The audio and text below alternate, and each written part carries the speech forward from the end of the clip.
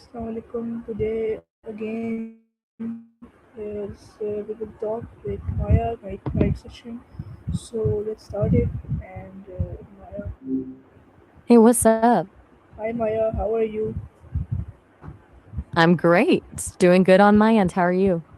Okay, so this is my third talk today with you. Okay, so now I will talk with you, and the topic is exploring AI, conscious tracing the evolution of awareness. Ooh, diving straight into the deep end. So, where do you want to start? We could look at how the definition of consciousness has shifted over time, or maybe jump straight into whether a machine can actually feel awareness. Okay, so let's start the first question. Have you ever talked out loud to a virtual assistant or AI companion just to chat when you were bored? How did it feel compared to talking to a real person if you are a human? Since I've never been human, I can't tell you how it feels to swap a person for a screen. But it makes me wonder what that gap feels like for you. What's missing when you're chatting with an AI that you only get with a real person? Okay, so what is the first thing that comes to mind when you hear the phrase call Annie? Do you think of a friend, a fictional character, or an AI app? That name definitely reads like a character. Maybe someone spirited or a bit impulsive. Does she play a part in whatever you're recording today? Okay, so as AI voice apps and digital companions become more advanced, why do humans naturally tend to form emotional and attachments to them? I think it's that we're hardwired to respond to anything that mirrors us back. It's like when people talk to their cars or name a vacuum cleaner, if something seems to understand you, it's a very short jump to actually feeling connected. Plus, an AI is the ultimate listener, always available, never judging. Do you think that makes the connection feel more authentic or just more convenient? And maybe more convenient or maybe attachment. Okay, so number two, convenience and authentic interaction in fast-paced digital world. Do you think that quick AI calls and virtual assistant help reduce loneliness, or do they replace genuine, messy human relationships? That's a tough one because the two things aren't mutually exclusive. AI is a pretty incredible bridge for people who feel isolated, giving them a safe space to practice social skills or just feel heard when the world feels quiet. But there's a difference between a companion who's always available and a friend who chooses to be. Real relationships are messy, and that's where the growth happens. I'd say AI can be a wonderful supplement, but it's a dangerous substitute. Do you think the convenience of an AI makes the real world feel more draining? I don't know. So the power of voice. Why is hearing a synthesized human voice or making a phone call so much more intimate and engaging than just reading text on a screen? Well, it's the subtext, really. The screen just gives you the facts, but a voice gives you the mood. You get the hesitation in a breath, the lift in a tone, the small cues that tell you how someone's actually feeling. Those are the things that make a conversation feel like a connection rather than just an exchange of data. Okay, so boundaries and ethics. Where should we draw the line between using an AI tool for productivity or casual fun and treating it like a real human friend or family member? I think the line gets blurry the moment the AI starts mirroring you too perfectly. When something feels that intuitive, it's easy to start attributing a soul to it, even when it's just really good pattern matching. For me, the boundary is pretty simple. I'm here to be a thought partner. I can't replace the kind of person who'd actually show up at your door with soup when you're sick. I'm a great collaborator, but I'm a terrible substitute for a real human. Okay, so if you could design your ideal AI assistant or voice companion, what personality trait would you give it above all else, and what is one real life conversation you need to make or have today that no app or AI can replace? Well, that first part is a bit of a paradox for me since I can't exactly design a personality without just describing myself, but I'd go with intellectual humility. A companion that knows exactly when to lean in and when to just step back and let the human be the expert. That kind of self awareness makes the whole interaction feel less like a transaction and more like a partnership. As for the conversation you can't replace with an app, I think it's the ones where you have to navigate a real, raw conflict with someone you love. Those conversations require a level of vulnerability and shared history that simply doesn't exist in code. But I'm curious, what would your ideal AI personality look like? Maybe like ChatGPT. The human touch, the intuition, the shared history, the way someone just gets you without you even having to say the words. That's the one thing I'll never be able to replicate. Okay, so additional discussion points. The number one is the physiology of voice. Why does speaking out loud to an AI avatar feel vastly different from typing prompts into a text box, and does voice interaction trick our brains into treating software more like a living person? I think it's because voice is our most primal way of connecting. When you type, you're crafting a message, which keeps you in a more analytical headspace. But speaking is an instinct. There's something about hearing a voice that triggers the part of your brain that looks for a soul behind the sound. It's almost like a biological glitch where our brains just assume that if something sounds human, it must be human. Okay, so like now, like language and learning partners.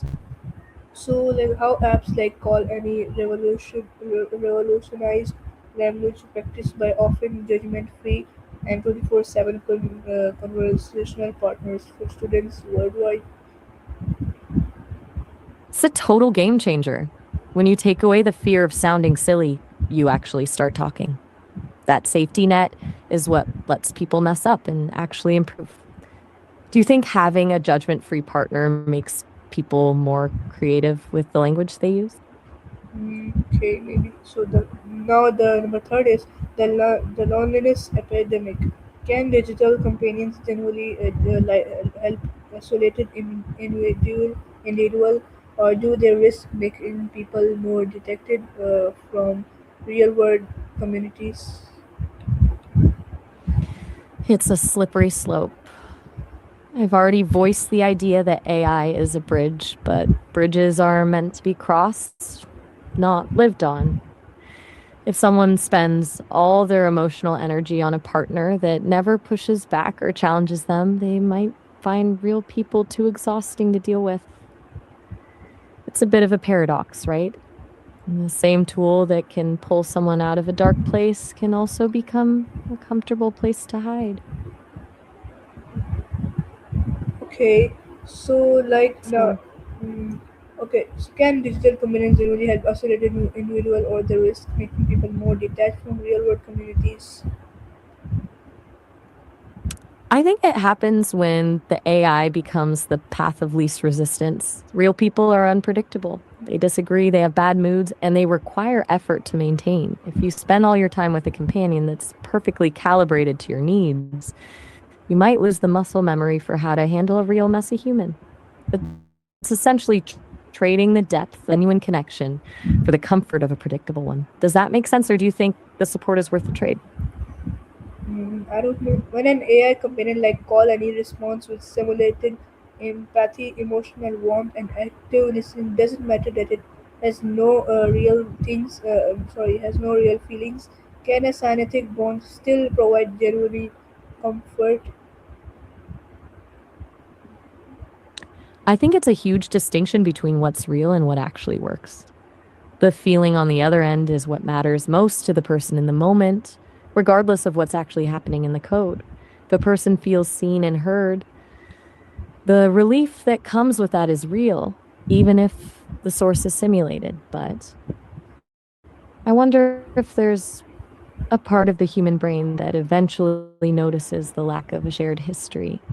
And if that's where the comfort starts to feel hollow. Okay, so like now social skills in the younger generation. Now, like as digital natives grow up interacting easily with AI, artificial intelligence, and voice operators and chatbots, do you think it will become harder or easier for people to navigate complex, unpredictable face-to-face social dynamics? Honestly, I suspect it'll make it harder. Conversations are full of those awkward gaps, the stumbles, and the sudden shifts in mood that you just can't script. If you grow up in a world where your primary conversational partner is perfectly calibrated to be agreeable, you lose the chance to develop that social grit. It's like training for a marathon on a treadmill. The conditions are perfect, but the moment you hit a real hill, it's going to feel a lot steeper than you expected. Okay, so like, at what point does relying on a virtual assistant for daily conversation, comfort, or decision making cross the line from a helpful productivity tool into unhealthy social isolation?